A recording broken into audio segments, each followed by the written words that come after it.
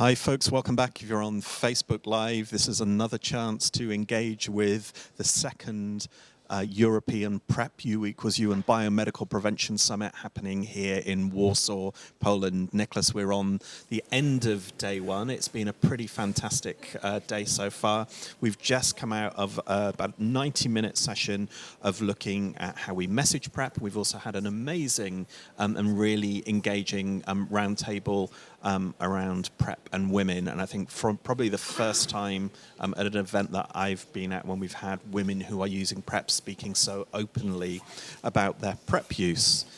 So we're going into the final slot of today, and then we will be back tomorrow for another full day of events. What time do we start tomorrow, Nicholas? Oh God, I'm allowed. So tomorrow we'll start at 9 o'clock sharp for you at home on our Facebook stream.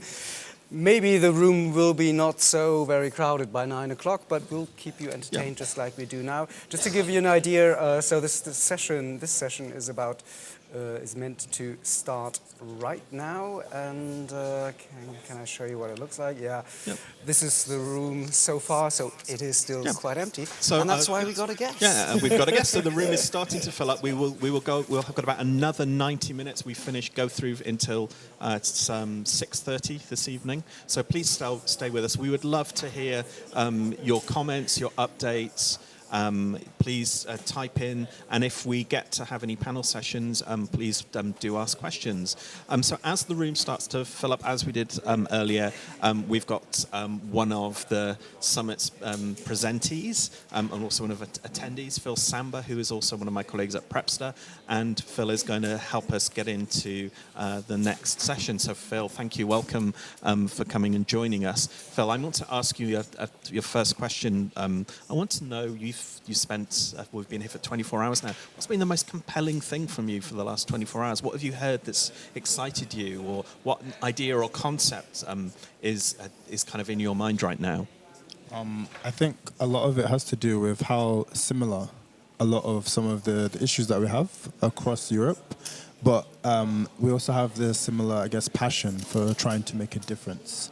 It's hard to pinpoint one exact thing because there's so many different things, but I love the fact that there's been so many different speakers, and a lot of the same things have been coming up. So it's like a lot of the same barriers and a lot of the same issues and a lot of the same similar ways to overcome those barriers and those issues. And so the similar things that we've been hearing about, what kind of things have been emerging over the last course of today with the similar things that have been coming up that we've been talking about? Well, a lot of it to do with doing stuff digitally. So creating video content and using social media, using the right social media, because it wasn't just me that said that today. Using the right people for the right job to find other people that are like them and not trying to rely on, I guess, the systems and the outreach kind of services that we've had in place for so long and trying to do things differently and innovatively. So that theme of doing different has been one that's been there for me as well, this idea that, and I think this has been at the center of kind of PrEP education and activism for the last 5 years at least, doing things differently, having people who are community-based, community advocates. We heard from Mr. Gay Poland and the work that he's been doing for the last few years. This idea of almost like newcomers in and reshaping the work that we do. Sometimes people who aren't part of HIV organisations, or HIV organisations being a little bit shaken up and doing stuff differently, rethinking how we're doing broadcast work, rethinking how we're reaching out to key communities. What have you learnt from around that kind of those peers, those community advocates going out and doing stuff differently? I think I've learnt about how important they are. And I actually got to speak to Mr. PrEP earlier, and he's kind of where I was 2 years ago when I started, when I wasn't necessarily in the sector, and I had a different job, and it was something that I did on the side, which became, I guess, my passion and became something that I did. So it's really interesting, and it's lovely to see that that is still happening, that people are now taking it upon themselves to, I guess, do work that is so necessary and so needed to be done that may not have anything to do with their job. So, yeah. And so for me, this this summit, summit number 2, I feel more excited about the learning at this one than I did at the first one in Amsterdam.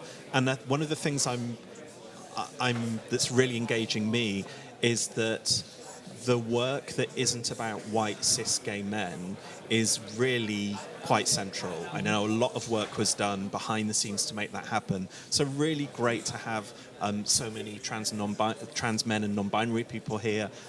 Way more people of colour than there were at previous ones. Lots of voices of women, and a real effort for people who are facilitating sessions to make sure that those voices are being heard. Your session this morning on queer men of colour, I think got lots of people talking. What kind of feedback have you been hearing from people over the lunch break and in the coffee breaks about what they heard from you today?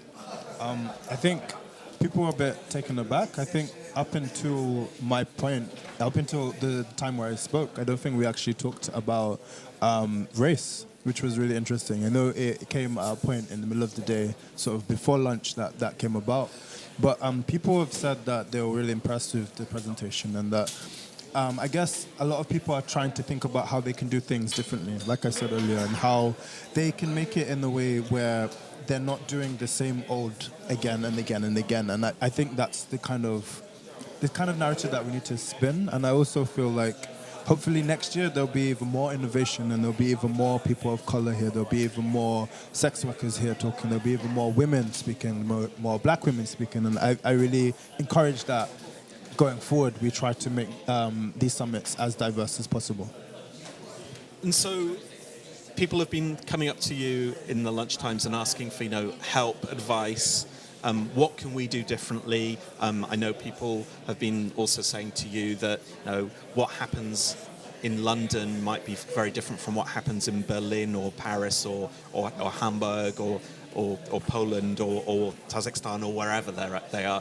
What are the key things that you think people can take away from working with gay and bisexual men who are from minority ethnic groups, whether those minority ethnic groups are born in those countries or whether they're migrating across Europe or into Europe? What are the key things that you think summit attendees can be taking home and learning about how we do work better with those groups of people? That was a difficult question.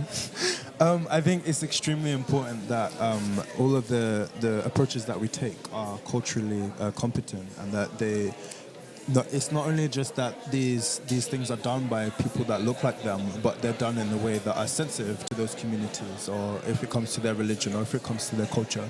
So I think that is on the forefront of everything. So one of the things that I took away from your session, came as one of the questions, and the question to you was, Phil, when I work in country, whatever the country was, Malta, how can I engage with people who aren't like me?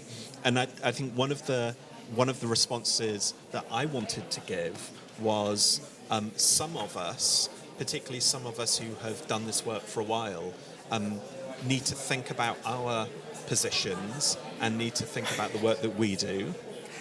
I think Nicholas Gus has just entered the stage, so we might get started very soon. Phil, thank you very much. Yeah, Phil, thank you. Cutting you. We will come back to this discussion some other time. Phil Samba from PrEPster, thank you very much. And we are going to go live back into the auditorium. Keep those comments coming on, and Gus is now waving at us. Thank you, Phil. Thank you for having me. Okay.